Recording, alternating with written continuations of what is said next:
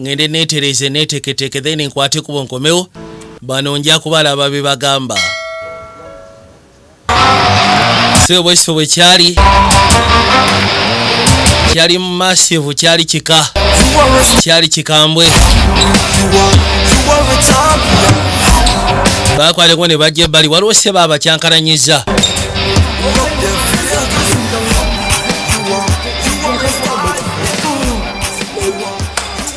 waliwo seba akawala akazine kabakyankalanya tebakamanyi gwe lwaki onsindisi oyinza otya yabagamba okusooka mbashinga ate nsobola okukola kyonna kyenjagala just mbadde njagala kuzinamu nammwe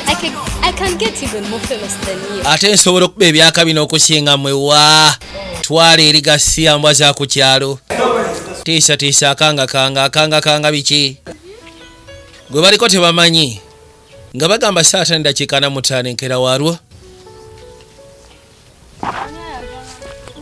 nakyaba atambula agenda okuza amaaso gye bali. Is that you, Jackie? Yegwe Jackie. It's been quite long since we last met. Kasera kabadde kava kututasembayo siikana. Really changed. Ddala mbutuufu okyuse. I've heard stories about you. Nkuwuliddeko bingi ebikwogerwako. Yeah. It is me. Yes, yenze. It is so good. Obulamu gwe kyomanya buli kiriya. Buli okay. Okay. Fighting to make a life. Anti naffe tulwana kwetereeza. Balwana kufuna bulamu. Truly. I haven't seen her for some time. Nze sinaba mulabako okumala ebbanga. I know she misses you. Yali abuuza Lucy omulabako nti nedda. Even your little brother was crying for you. Ne maama we kennyini amumishinga ne muto we yali akaaba kuli mwannyoko. Visit them. Lwaki sokwate kubona oyitayo n'obakyalirako? I don't think so. Sikiwa nti neetaaga. And you have not been visiting us for a long time. Naye ate era omaze ebbanga nga tojja. House later. I don't want. Seetaaga. I'm sorry. N'onsonyiwa. Maybe some other time. Oba osanga olula naye si kati. Is it true that you left school for? Kituufu wava ku by'okusoma kati. You care about your education. Gwe tofa ku bya education kusoma. Yeah, I've not been at school for. Yes, kituufu essomero maze ebbanga nga sibaayo sikyayagala kusoma. Naye tolaba. For some other kids, but not. Yagamba ne kati we natuuka nakimala nakikuba kyaggwa. Very wrong. Ebyokusoma by'abaana balala sinze. Important to you. Oli mukyamu okusoma nsonga nkulu. Nowadays. Anyway. Naye. You heard about your friend Lucy? No. What happened to her? Yasooka n'ambuuza nti wawulidde ebyatuusewo eri mukwano gwo nti nedda. Oh, she's at the hospital. Ali mu ddwaliro. Will you visit her? Onoosobola omukyalirako. When she sees you, she will be happy. Yagamba nti oba osanga bw'anaakulaba ajja kubeera musanyufu. I don't know. Simanyi. No, I'm always busy. Nze kimanyi kikimu kyokka nti buli kaseera mbeera busy. Go and visit her maybe. Mbaako n'ebyokukola okusinga ogenda simanyi nkyale simanyi biki. You don't care about anyone. Toyina gwofaako. Don't care about your family. Tofa ku famire yo. Don't care about school. Tofa ku ssomero. Even your best friend. Mazima neseeyaawo nfanfe. Yeah. Are you a bit crazy? Simanyi oli mulalu. Are you my boss? Gw'oli boosi wange. That you're supposed to tell me what I have to do. Nti oteekeddwa ogenda maaso n'okumbulira ki kye nteekeddwa okukola ne kye sirina kukola. And so. Kati. As your friend since you were very young. Yamugamba ni anti waate ndi mukwano gw'okusinziira nti oli muto. Don't you go there too? Listen to me. Wuliriza gwe. Stop thinking you're. Lekeraawo okuteeka ekiyindo kyo mu bulamu bwange. I forgot about my old life. Nze neerabira obulamu bwange obukadde, famire yange, mikwano gyange. School, church. Mpozi ng'ogasseeko n'ebyamasomero n'ebya church. Please. Bambi. Go on with your life. Genda maaso n'obulamu bwo. Go on with my life. Nange ndeka nvuga obwange. You little madam. Yagamba gwe nnyabo. Just slap. And that's what you're going to get. Gw'ogenda kufuka malaayo ekyo ky'ogenda ofunamu. Bajja kuyimba nga Bad Black. Or else you will regret it. Ngenda mpola oba si kyojja kukyejjusa. Ogenda kukola ki? Aba agenda omukuba n'amukwata. Gwe. You're lucky. Oli wa mukisa. Cousin. But if you weren't, oli kazini wange singa tobadde. Gwe mbadde ngenda kuba ekibonerezo obadde ogenda kijjamu enjawulo. Ejjembe lyaliwo erudda lyalaba nerigamba kaali. Mwana wattu nkulaba weeyagala. Ono yeewunya ekimutuuseeko abadde agenda mupakya oluyi naye oluyi lulina engeri gye lusikattidde tamanyi na ngeri gye lusikattidde. Kugambye ono yafuuka nantagambwako. Oh, you're back. Okomyewo? Long time. Kaseera kabadde kava tutasimayo siikana. okola ki wano? Back because of you, young girl. Yagamba nkomyewo lwakubanga gwe mwana gwe. Young girl. Oli mwana muto. You didn't listen. Mazima kirabika tewawuliza bigambo bye nagamba, tewawuliza nsonga. Yes, I did. Wawuliza of course nawuliza sebo. Do anything very bad. Wangamba sina kukola bikyamu. Had some fun. Just sina bikyamu byenkoze bibadde byakunsanyusa na kunnyumisisa. Anything very bad. Sina kye naakoze kibi. Anyone. Era sina gwe naakosezza. You think that is true? Golowoozeeko kituufu? Lwaki nedda? Yajja asooka amulage. Yajja asooka amulage byazze akola byonna byakoze mu kaseera ako.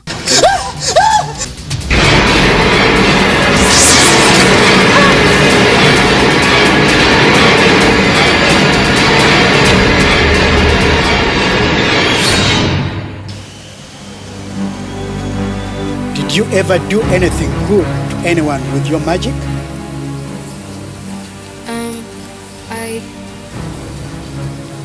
Yamubuuza nti olina omuntu yenna gwe wayambye n'osooka omutaasa ng'okozesa magiki oyo.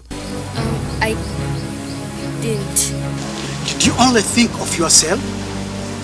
Did you forget your family and friends? Yes, sir. I am here to take away all of your magic powers. Yagamba nti ekindeeta ngenda kuggyako amaanyi go gonna. Think about you. Ngenda muggyako amaanyi gonna. I will show you one last thing. Do you want to see Lucy right now? Yagamba nti oyagala okulaba Lucy essaawa zino gy'ali. Yes, sir, I do. Yesebo neetaaga ndabe. N'asooka amuteerako nga Lucy yafuna accident, mukazi wattu ali mu ddwaliro. Motoka yamusekula bubi nnyo Kamala. That was the day of her accident. Lwe lunaku lwe yafuna akabenje. Let her into your car.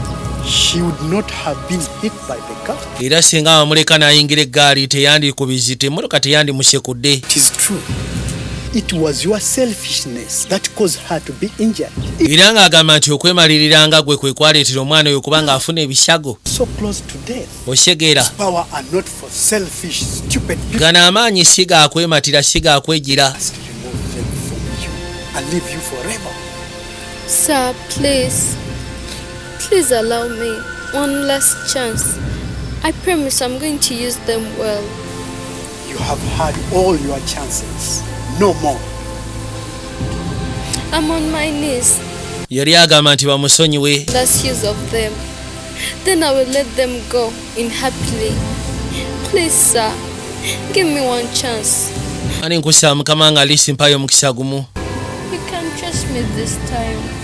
I think it is too late for another chance. N'amugamba kiri kikeerezi Alice omukisa omulala. To do more cheating from the examination. Oyagala kukiitinga. Sports. More money. Oyagala ssente endala. In other people suffer. Oyagala kubonyaabonya abantu balala. Nedda ssebo. See all of my mistakes right now. Anti nsobodde okulaba ensobi ze mbadde nkola ekiseera kano kennyini. Became a bad person.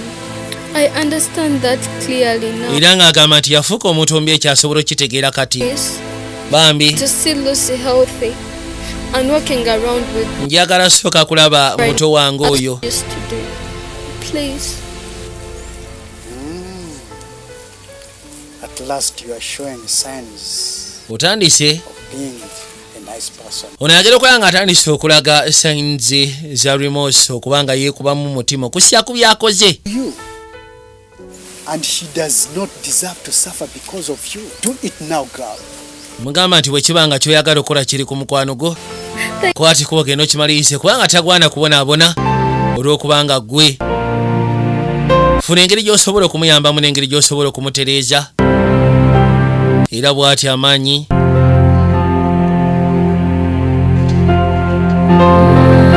Mukazi wattu yaliyo. Lucy yaliyo.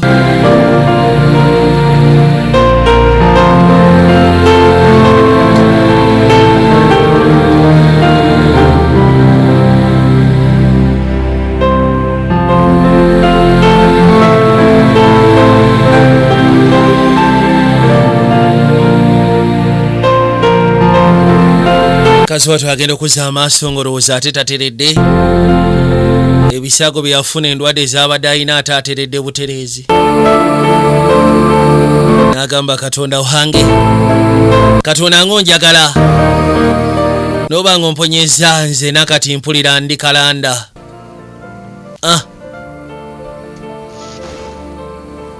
Era bw'ati amaanyi yagamuggyako. Thank you, Genie. Anti weebale gwe musambwa. Thank you so much. Weebale nnyo Jembe. Weebale. I have nothing. Kati sina kye nsigazza. But Lucy is well again. I'm so happy. Yagamba musanyufu nga ye. Happy. Musanyufu nnyo. Thank you. Weebale munnange. Young girl, Muwala, I hope you have learnt a lesson. kansubire nti ofunye essomo mu kino. Turn to your usual life and be happy again. Ngenda kusaba okwate kubaddeyo mu bulamu obwa bulijjo obeere musanyufu nateera. A friend and a mother who loves you. Kubanga olina mukwano gwakwagala ng'ogasseko ne maama wo. Sports, you have to practice. Era nga sports oteekeddwa practicinga. Musambwa gwamubuulirira. Your life. Ddayo. Lema kwejjusa era bwe gutyo gwatema. Taliddamu kulaba ku musambwa guno, taliddamu kulaba ku Jembe lino. Jembe bwe lito lyagenda. N'asigala ng'akulukusa amaziga. Naye tekikyasoboka. Alina kwata bukwasi kubo kweyongerayo. Yajja ebbali.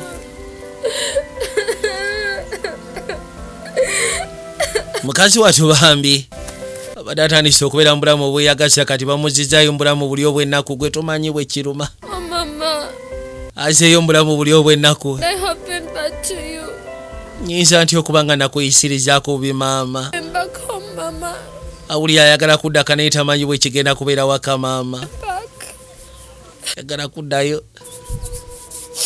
Baabo.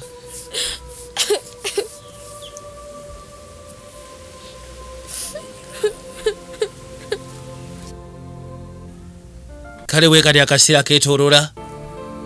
Nyina yaliyo mukazi wattu bambi ye yatuuza Nia. Bintu by'ensi eno yabiraba. Ninga muwala we yali amwagala okamala. Yali amwagala ebitenkanika. Ziba teziri busa. Mukazi wattu yakwata ekkubo n'akoma weeka. Ninga n'okusikana nnyina ali mu kutya asoba busoobi. Ono yamwekanga. N'amugamba okomyewo. What's wrong? Ate buzibu ki? Why are you crying? Lwaki okaaba mwanange? Sorry, Mom. Ngenda kusaba osonyiwe maama. I know I've been a bad child. Yagamba nkimanyi mbadde wambwa. So stupid and selfish. Mbadde musiru nga ndina kyemalira. But I want to come back home. Naye mpulira njagala komawoka. I want my old life back. Njagala obulamu bwange obukadde buli bukomewo. I want to go to school and work hard. Njagala nzire ku ssomero at least nkole bukubirire. Love me again. Yagala abeere nga bambi. I know. Nkimanyi. I was blaming you because of my father is not here. Nkimanyi nti mbadde ngenda maaso n'okunenya olwa kitanga ate nga taliiwo. My daughter. Come on. Muwala wange.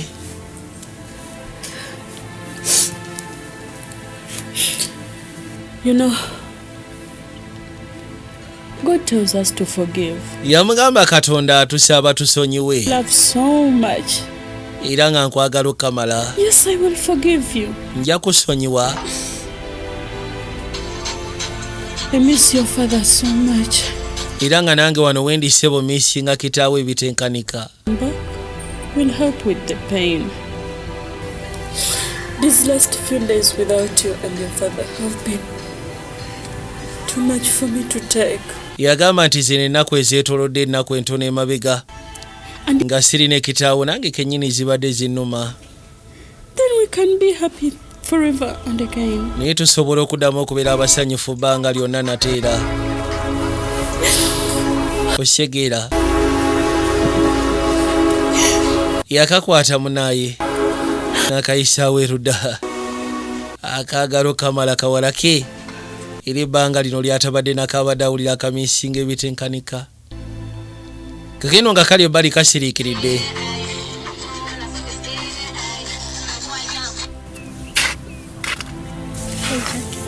Oh, Lucy.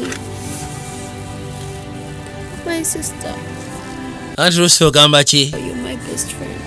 Gwe sista wange gwe kyali wange nfanfe. Of all how I've been treating you. Kusinziira ku ngeri gye mbadde nkuyisaamu. Mazima gwe n'osigala ng'okyambuuza. I thought I don't need you. Wewe natuukira nga ndowooza oba sikwetaaga. Yali nsobi. I'm really sorry. Nsonyiwa munnange. Jackie. Been my best friend. Obadde seeya wange.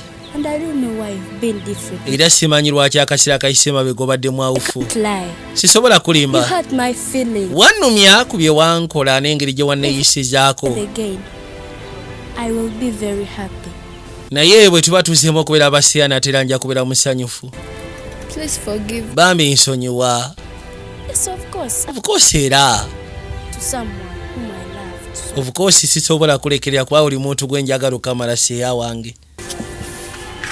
N'akwate kuba n'amusimba akafumito. Agenda agezaako okuzazaawo enkola ye n'emikwano gye ne bakyali be.